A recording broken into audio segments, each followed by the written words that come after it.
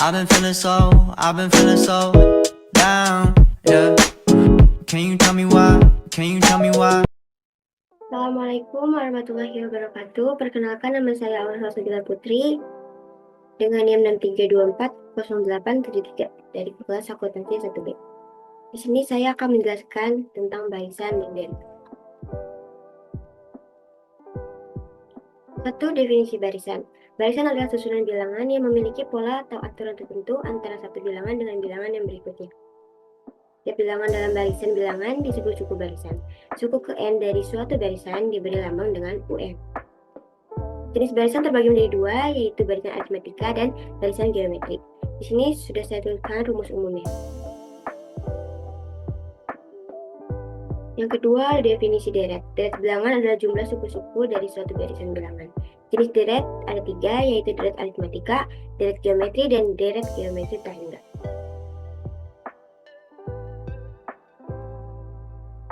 Yang ketiga ada bunga majemuk. Bunga majemuk sering diartikan juga sebagai bunga yang disertakan sebagai pokok dalam perhitungan bunga simpanan atau pinjaman. Bunga majemuk terbagi menjadi dua, yaitu bunga majemuk dengan suku bunga tetap dan bunga majemuk dengan jangka waktu tertentu. Langsung saja kita ke contoh soal nomor 1, yaitu barisan aritmatika. Di sini ada barisan aritmatika 3, 7, 11, dan 15. Tentukan A suku pertama, B beda, dan C rumus suku R. A suku pertama yaitu 3 karena 3 adalah bilangan pertama dari barisan aritmatika. B, kita bisa mencari B dengan cara suku kedua dikurang dengan suku sebelumnya. Seperti ini, 7 dikurang 3 yaitu 4. Jadi beda dari barisan aritmatika ini adalah 4. Lalu rumus suku N dengan rumus UN sama dengan A ditambah N dikurang 1B. Dikurang N dikurang 1 dikali B. Sama UN sama dengan 3. A tadi ada 3 bilangan pertamanya. Tambah N nih kita belum ada, dikurang 1. B-nya 4. Jadi kita taruh di sini 4. Lalu kita pindahkan UN sama dengan 3. N dikali 4 sama dengan 4N. 1 dikali 4 sama dengan 1 dikali 4 sama dengan min. Adalah UN sama dengan 3N min 2 karena 4N dikurang 4. Lalu kita lanjut dengan contoh soal yang kedua, yaitu deret aritmatika. Diketahui 5 orang bersaudara dengan selisih umur yang sama, dengan anak termuda berusia 13 tahun dan yang tertua berusia 33 tahun. Yang ditanyakan adalah jumlah usia mereka seluruhnya adalah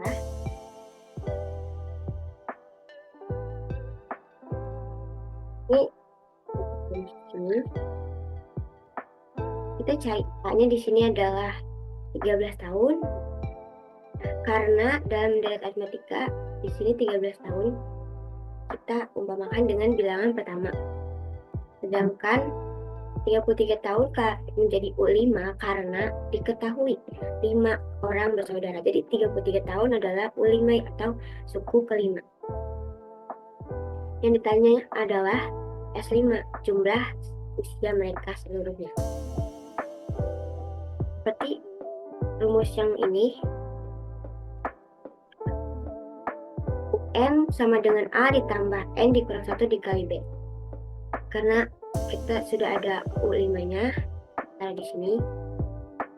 U5-nya ada 33 sama dengan 13. A-nya 13 ditambah 5-nya itu adalah N. Karena 5 orang. N dikurang 1 dikali B, 4B.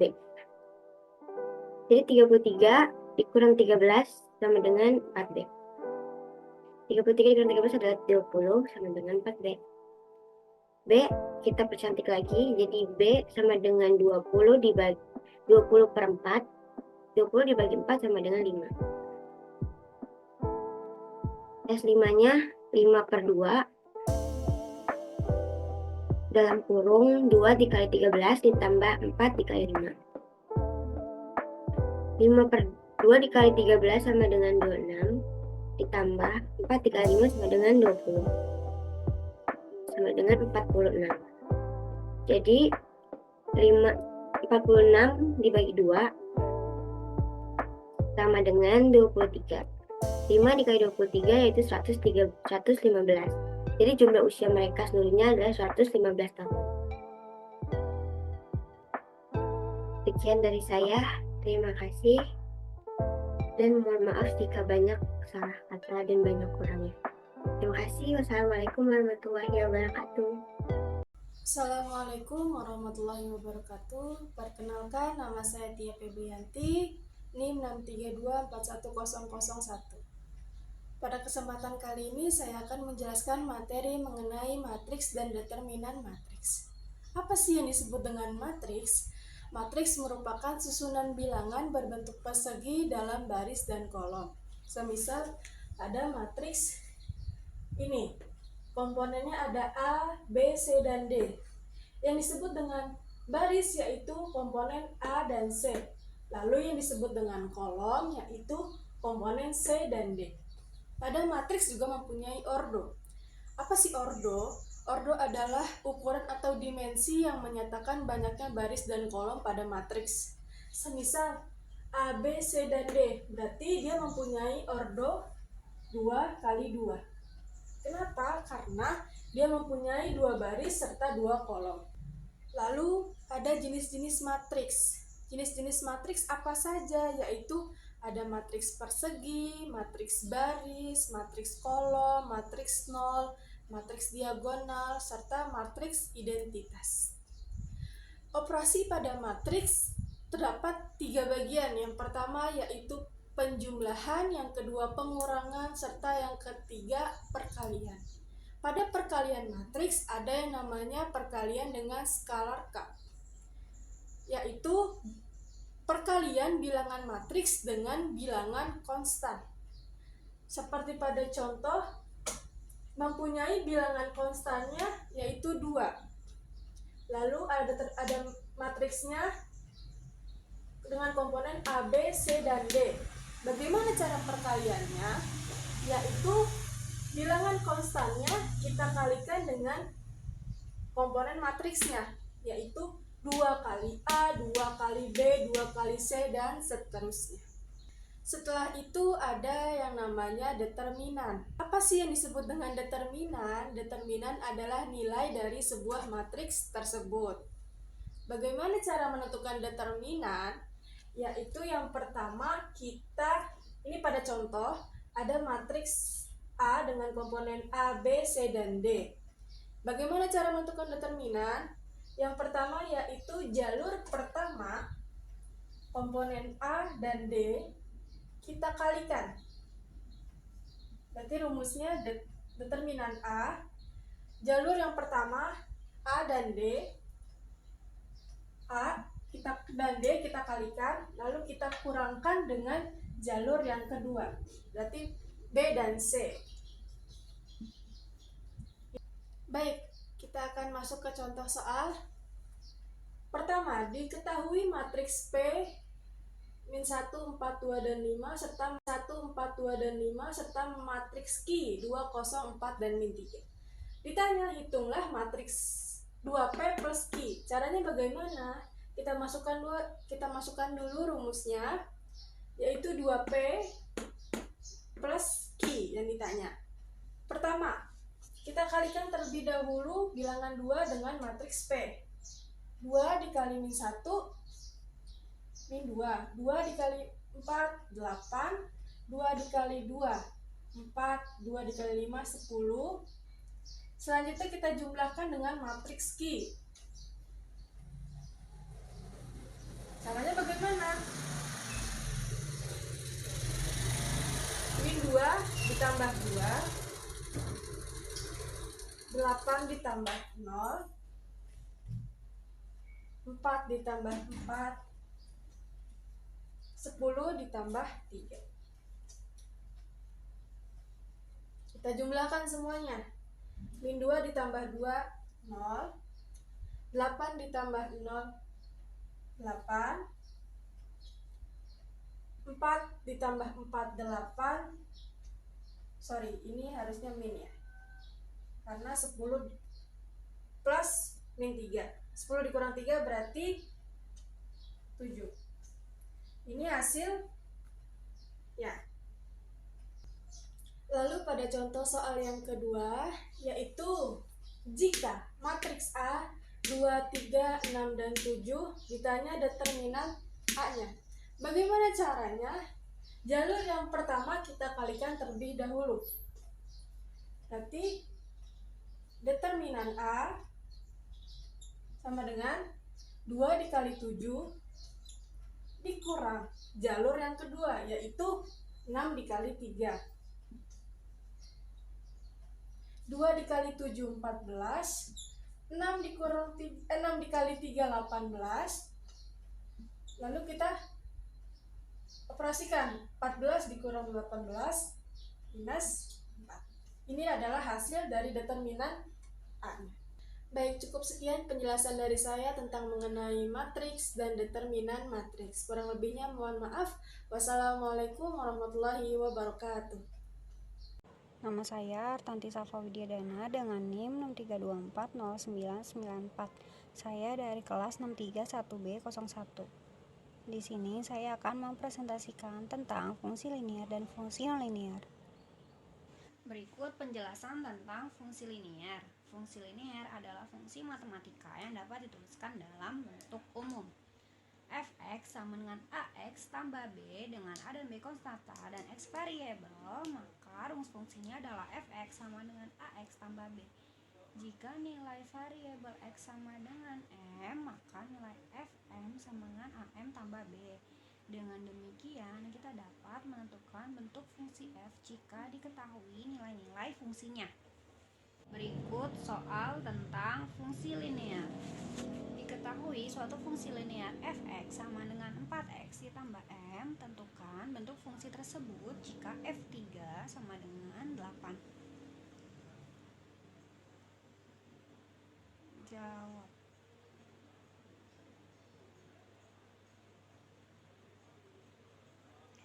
Fx sama dengan 4x ditambah m, x nya sama dengan 3, jadi f dalam kurung 3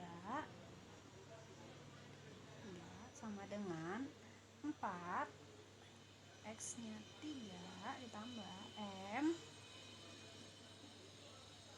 3 sama dengan 8, jadi 8 sama dengan 4 kali 3, 12 ditambah m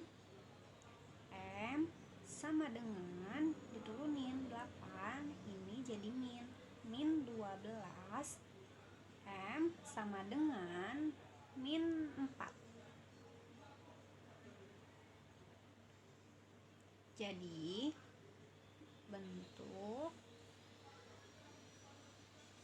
fungsi linear fx sama dengan 4x ditambah min 4. Min 4 dari sini m-nya sama dengan 4x min 4.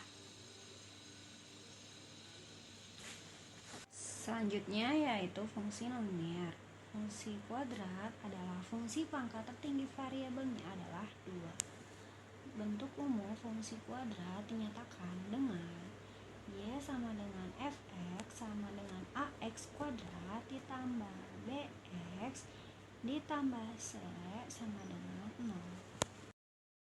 Berikut soal tentang fungsi linear y sama dengan x kuadrat min 6x ditambah 8. Titik potong sumbu x, y sama dengan 0. Ini x kuadratnya dikeluarin, x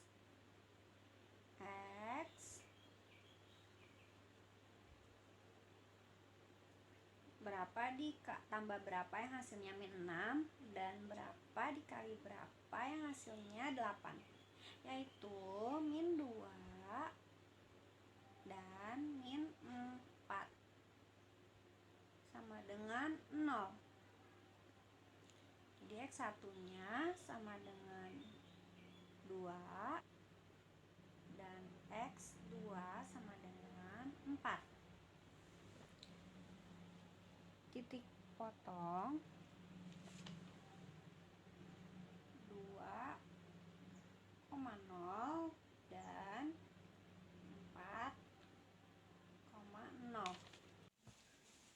kedua, titik potong sumbu Y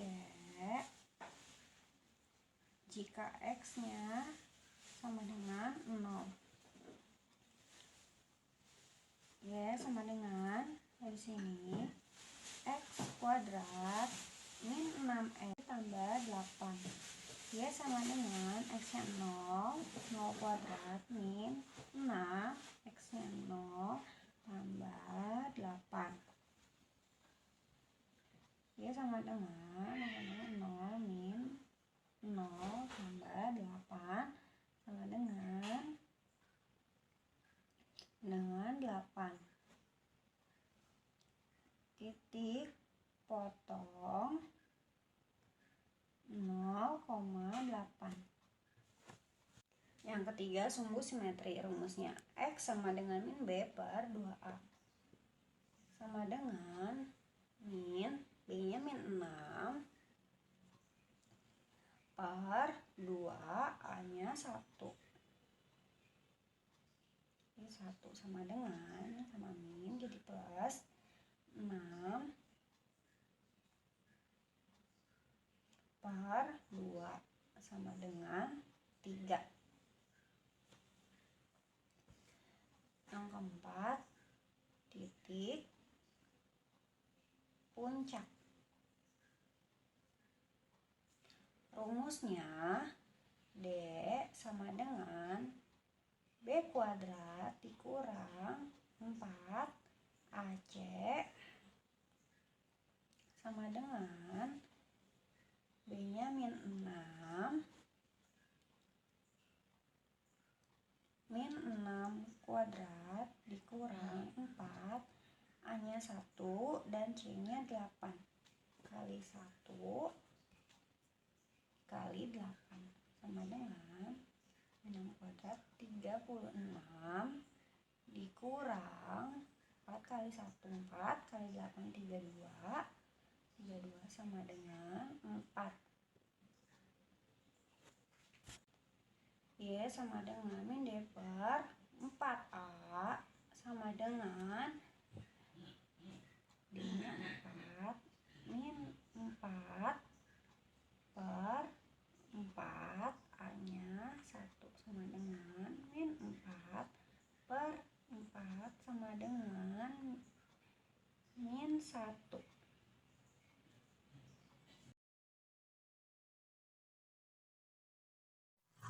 Assalamualaikum warahmatullahi wabarakatuh.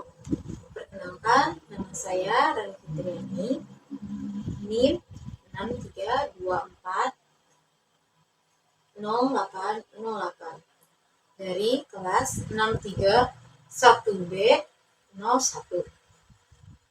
Di sini saya ingin menjelaskan tentang materi pengertian limit dan diferensial beserta soal-soal dan jawabannya.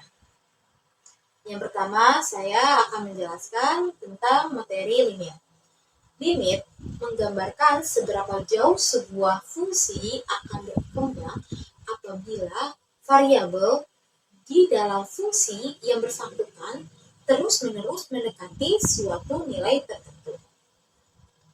Limit menjelaskan nilai suatu fungsi jika didekati dari titik tertentu. Mengapa harus didekati dari titik tertentu dan bukan di titik tertentu? Hal ini disebabkan tidak semua fungsi terdefinisi pada semua titik. Dan selanjutnya saya akan membahas tentang pengertian dari diferensial.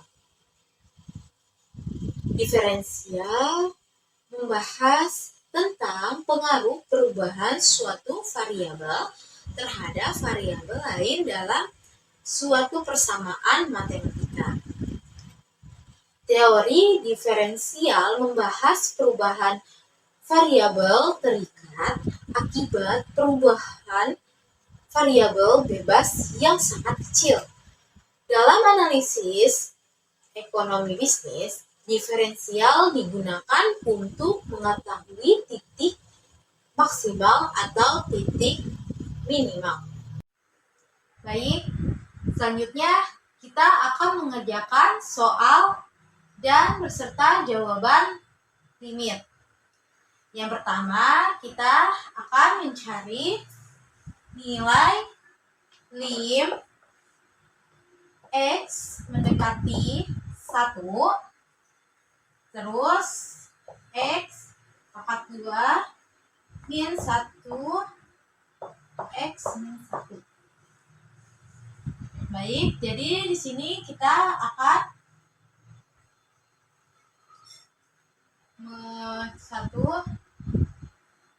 menghitungnya. Oke, berarti cara penyelesaiannya limit X menuju 1.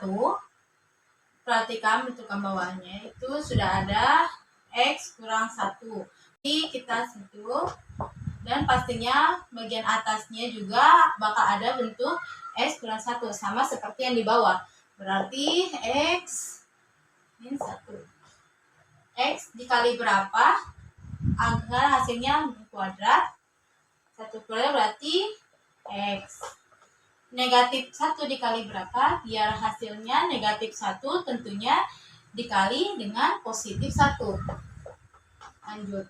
Sama dengan lim X menuju 1. Perhatikan menuju 1 ada yang sama ya, yang ini. Mereka itu sama-sama habis dibagi, maka boleh kita coret. Sehingga yang tinggal sekarang di atas ada bentuk X tambah 1, lalu sama dengan setelah ada ini dihapus sampai terakhir kita ganti saja setiap X yang masih ada di sini,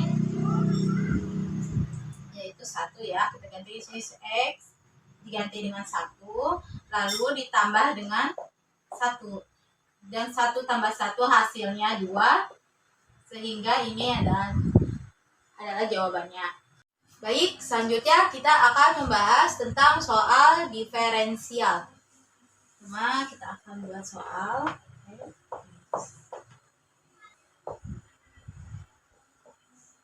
Baik, kita akan membahas tentang ini. Kita akan turunkan pertama dari fungsi fx ini kan. Oke, langkah-langkah penyelesaiannya yaitu turunan dari fungsi fx yaitu f aksen x sama dengan, perhatikan kita pangkat di sini pangkat 5 ini, jadi 6 dikali 5 hasilnya 30 x. Lalu kita perhatikan pangkat x di sini kita kurangkan dengan 1. 6 kurang 1 hasilnya 5. Lalu kita tambah. Selanjutnya kita pangkat ini. Kita perhatikan pangkat 4 ini. 4 kita kalikan 2. 4 kali 4 hasilnya 8 X. Lalu pangkat 4 ini kita kurangkan jadi 1. 4 kurang 1 hasilnya jadi 3. Lalu kita kurang. Perhatikan lagi pangkat yang di sini. Pangkat 2 ini kita kalikan dengan 3, berarti 2 kali 3 hasilnya 6x. Lalu pangkat 2 di sini kita dikurangkan dengan 1. Boleh ditulis, boleh tidak pangkat satunya. Lalu terakhir kita tambah turunan dari 2x yaitu 2. Nah, ini untuk jawaban contoh soal. Sekian dari presentasi yang saya bawakan. Perkenalkan, nama saya Lulu Asrotun Febriana, NIM 63241013. Di sini saya akan menjelaskan materi tentang integral. Apa sih integral itu? Integral merupakan inverse atau kebalikan dari diferensial. Dalam arti lain, integral adalah anti turunan dari proses hitungan diferensial. Jika dalam diferensial kita terlebih dahulu mengetahui pernyataan, kemudian mencari turunan, maka dalam integral kita mengetahui turunan terlebih dahulu untuk mencari pernyataan. Integral terbagi menjadi 2 macam, yaitu integral tertentu dan integral tak tentu. Oke, langsung saja kita masuk ke contoh soal. Yang pertama, contoh soal integral tertentu. Soalnya, integral 6x pangkat 2 dx dengan batas atas 2 dan batas bawahnya 0 sama dengan 6 per 2 ditambah 1 x 2 x pangkat 2 ditambah 1 dengan batas atas 2 dan batas bawahnya 0 sama dengan 6 turunin 2 tambah 1 3 x 2 tambah 1 3x pangkat 3 dengan batas atasnya tadi 2 dan batas bawahnya 0 sama dengan 6 dibagi 3 2 x pangkat 3 dengan batas atas 2 dan batas bawah 0 sama dengan 2 dikali 2 pangkat 3 jadi x-nya ini itu 2 dikurang batasnya ini 2 dikali batas bawahnya 0 pangkat 3 sama dengan 2 dikali 2 pangkat 3 16 dikurang 2 kali 0 pangkat 3 hasilnya 0 jadi sama dengan 16 di contoh soal dari integral tertentu ini hasilnya 16. Selanjutnya contoh soal integral tak tentu. Contohnya ini, suatu perusahaan mempunyai penerimaan marginalnya dengan fungsi MR sama dengan 30 dikurang 2Q. Tentukan penerimaan total dan penerimaan rata-rata jika diproduksi sebanyak 5 unit. Nah, cara penyelesaiannya, penerimaan total itu TR, integral MR, D, I, TR sama dengan integral 30 dikurang 2Q dQ. TR-nya 30Q dikurang Q kuadrat. 2Q pangkat 2 untuk Q sama dengan 5. Q, ini sama dengan sebanyak 5 unit. Maka TR sama dengan 30 dalam kurung 5 dikurang 5 pangkat 2. Nah, TR-nya sama dengan 150 dikurang 25 sama dengan 125. Jadi, jika diproduksi sebanyak 5 unit, diperoleh penerimaan total sebesar 125. Adapun penerimaan rata-ratanya, itu rumusnya AR sama dengan TR dibagi Q. TR sama dengan 30Q dikurang Q pangkat 2 per Q. TR sama dengan 30 dikurang Q. Untuk Q sama dengan 5, maka AR sama dengan 30 dikurang 5. Jawabannya 25. Jadi, jika diproduksi sebanyak 5 unit, diperoleh penerimaan rata-ratanya itu sebesar 25. Cukup itu. Sekian dari saya. Terima kasih and wassalamualaikum warahmatullahi wabarakatuh.